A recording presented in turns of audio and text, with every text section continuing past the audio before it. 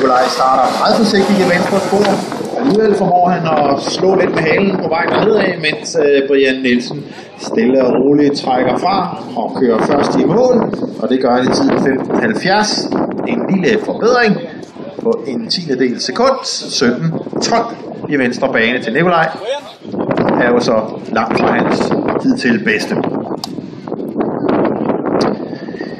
Hvor andre steder i verden får man et indlysende drag race mellem en Honda Civic og en Chevrolet Corvette. Det gør man selvfølgelig ved Danmarks hurtigste bil, og det er det, der foregår nu, hvor Christian Berndt har monteret sig i venstre bane i sin Civic, og i højre bane er det Niels Jørgens.